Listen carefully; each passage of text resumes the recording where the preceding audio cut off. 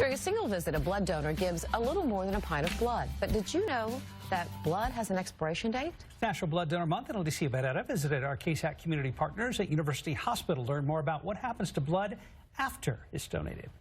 Throughout the years, thousands of volunteer blood donors have sat in these chairs in the blood donor room at University Hospital.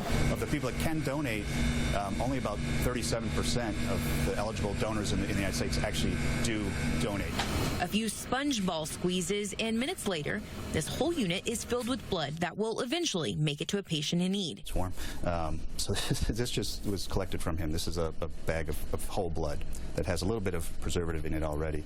Next, the blood donated is taken to the processing center down the hall. We have to go through a number of steps, various steps, to prepare the blood to be separated out into its components. So in this case, it'll be red blood cells and plasma. And the red blood cells have to be stored at a particular temperature. Plasma has to be prepared in a particular way and frozen within a particular time. The blood can be spun. So we have these centrifuges here, and they'll spin the blood and separate it out by the heavier components on the bottom, the red blood cells, and the liquid part on the top, the plasma. It can also be squeezed.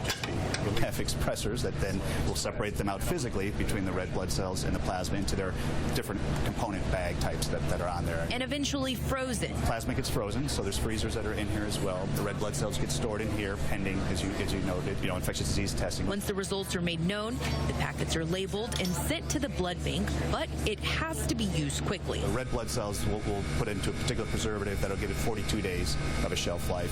The plasma, it'll be separated out and it'll be frozen, and as a frozen product, it's got a year shelf life. Dr. Daniels says although they're able to sustain almost half of the blood needed within the center itself, there's still a big need for donors in order to continue to save lives. Alicia Barrera, KSAT 12 News. Our KSAT Community Blood Drive is continuing. You can stop by University Hospital at any point to donate. Donor room open until 5 today and tomorrow. For more information, visit the community section of our website at ksat.com. Very interesting story. Yeah, I always kind of wonder what happens now. I've done my part. What's next? Yeah. What's the process? That is interesting. Very interesting.